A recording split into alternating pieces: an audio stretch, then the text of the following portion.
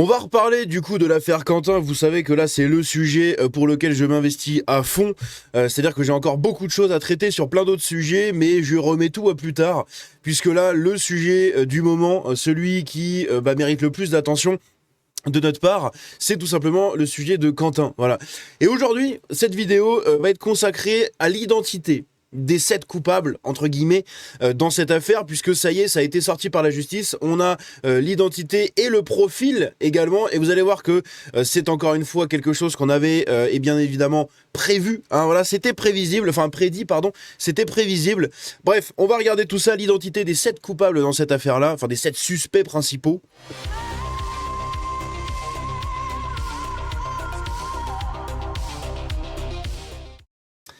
Alors, je prépare la page, juste là, tac. Donc ça a été sorti ici par Le Progrès.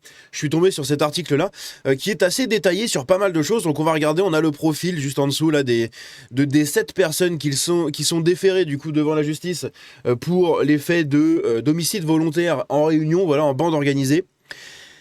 Donc, 7 hommes de 20 à 26 ans sont mis en examen depuis jeudi 19 février à Lyon pour homicide volontaire ou complicité dans l'enquête sur la mort du militant nationaliste Quentin Desranques. Les auditions devant le juge des libertés et de la détention ont eu lieu jusqu'à plus de 2h du matin. Putain, ah oui d'accord, dans la nuit de jeudi à vendredi. Putain, jusqu'à 2h du matin. Les auditions devant le juge des libertés ont duré jusqu'à tard dans la nuit, à 2h20 exactement, quand maître Raoult,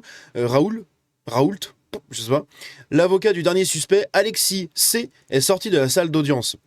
Il annonce que son client, soupçonné, comme 6 autres hommes, d'avoir participé au meurtre de Quentin Desranques à Lyon, est placé en détention provisoire, notamment compte tenu du risque de représailles à son encontre s'il était laissé libre. Évidemment. Donc en fait, ils ne sont pas placés en détention provisoire parce que c'est des dangereux spécimens et qu'ils méritent d'être surveillés activement par la justice en attente du procès. Non, non. Ils sont placés en détention provisoire parce qu'ils sont en danger, les pauvres petits chouchous. D'accord ? Parce qu'ils sont en danger. Les mecs, ils viennent de tuer un jeune à 7, au moins 7 personnes sur un mec. Et c'est eux qui se sentent en danger. Je sais pas où on habite, hein, mais sans déconner, c'est lunaire. Hein. Donc des profils qui se dessinent. On va regarder ça justement. Alors, à 24 ans. Ah mais attendez, c'est pas bien aligné là. Hop là. Je vais même zoomer un petit peu plus pour que vous voyez mieux. Voilà. Voilà.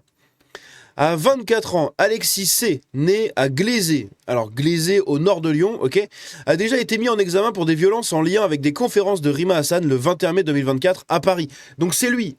Hein, c'est lui qui est déjà en cause dans une affaire de justice il y a 2 ans, un peu moins de 2 ans, pour justement des faits d'agression par rapport à l'ethnie, la religion, etc. Hein. Apparemment, c'est lui qui aurait fait partie du coup de ce groupe de 8 personnes, 8 antifas, dans le métro parisien, qui ont tabassé un juif mineur, pour aucune raison, juste parce qu'il était juif. Voilà, ils l'ont tabassé. Et donc du coup, il est dans cette affaire-là aussi. Hein, c'est rigolo, une belle personne. Selon le Parisien cité par l'AFP, il est accusé entre autres d'avoir pris à partie, forcé à scander « Vive la Palestine » et filmé un adolescent soupçonné d'appartenir à la Ligue de défense juive. Selon son profil LinkedIn, ce réserviste a travaillé pour une centrale d'achat pour les industriels de la défense et fut aussi un champion de tir à l'arc. Un autre homme, Guillaume A été auditionné tard dans la nuit. Né en 99, il est le seul à avoir été libéré sous contrôle judiciaire, assorti d'une interdiction de participer à des manifestations ainsi que d'une mesure d'éloignement du territoire de la ville de Lyon. Intéressant. Plus tôt dans la soirée, les autres suspects mis en examen avaient également été placés en détention provisoire à la suite de leurs auditions. Il s'agit de Jacques-Élie Favreau, El Famoso, 25 ans, assistant parlementaire du député LFI Raphaël Arnaud depuis 2024. Il est mis en examen pour complicité d'homicide volontaire, violence aggravée et association de malfaiteurs. Ce qui veut dire qu'il est soupçonné d'avoir incité les autres à commettre des violences. Ah, c'est peut-être l'un des commanditaires alors. Intéressant. Et placé en détention provisoire. Est-ce que, si on extrapole un peu le truc, est-ce qu'il n'aurait pas commandité ces actions-là sous les ordres de son petit mentor ? Voilà, Raphaël Archenot, n'est-ce pas ? Est-ce qu'il n'aurait pas commandité ces trucs-là parce qu'il aurait reçu des ordres de Raphaël Arnaud d'aller défendre Rima, d'aller maintenir l'ordre entre guillemets aux alentours de la conférence de Rima, ou juste parce qu'il savait très bien qu'il y avait un truc de Némésis, et du coup voilà, d'aller là-bas pour essayer de taper un peu de la nana, hein, n'est-ce pas? Puisque c'est quand même le but des Antifa quand ils y vont, ils veulent taper des gens, voilà. Donc c'est marrant, hein, ce serait intéressant à creuser ce petit truc là. La plupart sont déjà connus pardon, pour être soit membres, soit proches de la jeune garde antifasciste. Donc tous. Hein. Les 7 qui sont là, ce sont soit des gens de la jeune garde, soit des gens qui sont proches de la jeune garde. Donc, encore une fois, proches de Raphaël Arnaud. Les autres suspects sont Adrien Besser. Donc Adrien Besser, on en a parlé, c'était le fameux stagiaire, hein, qui avait été présenté comme stagiaire de Raphaël Arnaud. Donc on n'a pas trop de lien avec Adrien. Et en fait, faux, parce qu'il a été son collaborateur parlementaire pendant 4 mois. Voilà. De septembre à janvier de cette année-là. De septembre 2025 à janvier 2026. Ça a été son collaborateur parlementaire. Donc, là, si on regarde bien dans les faits, on a quoi? On a le second de Raphaël Arnaud, hein, Jacques-Élie Favreau, son bras droit à l'Assemblée nationale et apparemment très très proche également dans la jeune garde, enfin très, très haut élevé dans la hiérarchie de la jeune garde, etc. Donc, un gros proche de Raphaël Arnaud, puis l'ancien collaborateur parlementaire de Raphaël Arnaud. Donc ça fait déjà 2 collaborateurs qui sont dans cette affaire-là. Donc lui, il a 25 ans. Il est diplômé d'études supérieures en lien avec la politique. Bon, il a dû faire Sciences Po ou je sais pas quelle connerie là.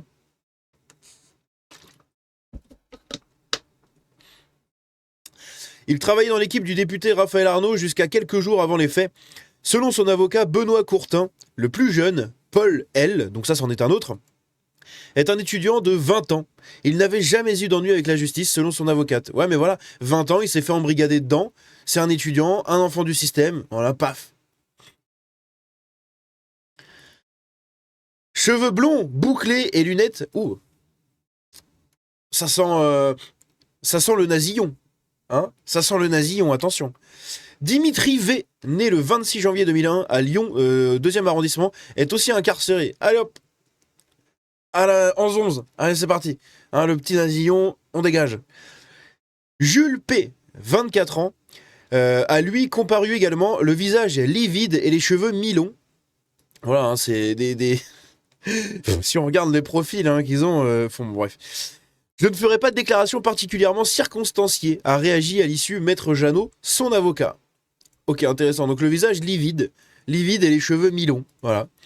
Tous ces suspects sont mis en examen pour les chefs d'homicide volontaire, de violences aggravées et d'association de malfaiteurs, a indiqué ce vendredi matin le parquet de Lyon. Selon une source proche du dossier, la plupart sont connus pour être soit membres, soit proches de la jeune garde antifasciste, un mouvement d'ultra-gauche créé en 2018 à Lyon par Raphaël Arnaud et dissous en juin, dissous en juin. À côté de ça, qu'est-ce qu'on a ici? On a des réactions intéressantes de la famille de Jacques-Élie Favreau. Eh oui, toujours un Django au top de l'actu, au top de la news, n'est-ce pas, qui fouille les internets pour vous sortir des trucs. Et justement, du coup, je suis tombé là-dessus aussi sur cet article du Progrès. Dans la famille Favreau, donc des agriculteurs vivant en périphérie lyonnaise. Donc on apprend que la famille Favreau, ce sont des agriculteurs qui vivent en périphérie lyonnaise. Donc ça, c'est son excuse pour dire « je viens d'une famille de prolos ». C'est sûr, hein. Difficile de mettre des mots sur les actes de Jacques-Élie. Bah tu m'étonnes. On est vraiment sous le choc, confie timidement sa tante, qui explique n'avoir aucune information. Toutes les infos qu'on a, c'est celles qu'on voit dans les médias, raconte-t-elle. Ah, ça doit faire drôle, hein. Ça, par contre, je l'entends que quand tu fais partie de la famille, tout simplement ascendante de ces gens-là, je pense que là, oui, ça doit faire quand même assez drôle. De voir ton petit Jacques-Élie dans des affaires de meurtre en bande organisée où ils ont tabassé un mec à 20-25. Ça doit faire drôle. Ça doit faire drôle. Ici, on a le père de Jacques-Élie Favreau, messieurs, dames. On a eu, dans une dernière vidéo, le père de Blandine, hein, sans dire son nom de famille, mais le père de Blandine. Donc cette Antifa aussi qui apparemment n'était pas présente au final, mais le père qui s'était exprimé en disant oui je sais qu'elle fait partie de la jeune garde, enfin qu'elle est Antifa, j'espère qu'elle sortira d'ici d'elle-même, voilà. Donc en gros il espère qu'un jour ils se disent en fait c'est de la merde les Antifa et elle s'en va. Donc là le père de Jacques-Élie ce coup-ci, qui s'est exprimé au micro de RTL ce mercredi, et il nous dit je pense qu'il sera blanchi de tout ça. assurait-il à nos confrères. Michel est fragile, il est à l'abri désormais, il faut qu'il prenne de la distance avec tout ça, nous précise sa sœur qui souhaite garder l'anonymat. Donc la sœur de Michel, donc la tante, hein, du coup celle qui a parlé juste au-dessus, la tante dit que voilà, Michel est fragile, il est à l'abri désormais, il faut qu'il prenne de la distance avec tout ça. Qui est Michel Favreau? Il faudrait fouiller. Bref, elle explique au Progrès que son neveu a toujours été gentil. Hein, ah oui, mais il était gentil, il sortait des poubelles. Putain, mais pitié quoi, au secours. Au secours.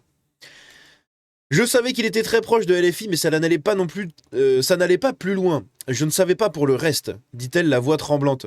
J'espère vraiment qu'il n'y est pour rien, mais je n'en sais rien. Il n'y est pas pour rien. Clairement, il n'y est pas pour rien. C'est le premier qui a été sorti par tout le monde. Il a avoué les faits de violence. Il a nié le fait de violence pour tuer, mais il a avoué les faits de violence. Il a dit oui, j'ai tapé. J'ai pas tapé pour tuer, mais j'ai tapé. Donc il n'y est pas pour rien. Il est coupable dedans. Puisque même si c'est pas lui qui a peut-être mis le dernier penalty ou en plus on voit sur la vidéo les gens qui l'ont identifié, c'est pas lui qui a mis le penalty. Mais il a fait partie de cette bataille et peut-être même que c'est lui qui a instigé les ordres, etc. Donc on n'en sait rien, encore une fois. Mais ce qui est sûr, c'est qu'il est mouillé et il est coupable dedans de près ou de loin. Hein, s'il n'y a pas de j'espère qu'il n'y est pour rien. Non. Désolé madame, votre neveu est coupable. Voilà. Au moins coupable par association de malfaiteurs. C'est horrible, on est très triste pour la famille de Quentin, avoue la tante de Jacques-Élie Favreau. On est tous contre la violence chez nous, donc évidemment on est horrifiés. Oui, mais bon, c'est bon, on est contre la violence. Notre petit Jacques-Élie sortait les poubelles et disait bonjour aux voisins le matin en allant faire pisser le chien. C'est bon, on connaît, hein, on connaît. Évidemment que tout le monde est contre la violence, d'accord? Sauf que quand tu sais que ton gosse déjà il est proche de LFI, c'est qu'il y a un problème. Hein. Je sais, moi je l'ai été aussi. Voilà, donc j'ai été dans ce cas-là et j'ai réussi à en sortir parce qu'un jour j'ai ouvert les yeux et heureusement j'étais déjà, je pense que parce que j'avais déjà un cerveau qui fonctionnait, donc ça m'a aidé. Eux, ces gens-là comme Jacques-Élie, etc., n'ont pas des gros cerveaux, hein. C'est tout, c'est bref. Ils se rendent pas compte en fait à quel point ils sont dans le faux et du coup bah ils pensent que le monde entier est dans le faux. Bref, c'est compliqué mais voilà, je pense que vous avez compris et de toute façon vous connaissez tout ça. Bref. Voilà ce qui conclut cette vidéo ici sur le profil et les identités des suspects, hein, des coupables autour de la mort de Quentin, évidemment. Aujourd'hui, il y aura pas mal de vidéos, je crois. Hein. Il y a encore une vidéo là que je vais ressortir après. Et puis, il y aura une vidéo ce soir pour débriefer un peu des marches qu'il y a eu parce que vous allez voir dans la seconde vidéo de la journée que c'est déjà le bordel, en fait. À Rennes, ils ont déjà sorti des banderoles, des trucs comme ça, les antifas, et ils se mobilisent, en fait, pour faire des contre-manifestations. Donc apparemment à Lyon, il n'y en a aucune qui a été autorisée et il y a un gros dispositif policier. Mais je pense que le week-end va être encore très mouvementé. Bref, on se dit à bientôt, prenez soin de vous, prenez soin de vos proches. Ciao.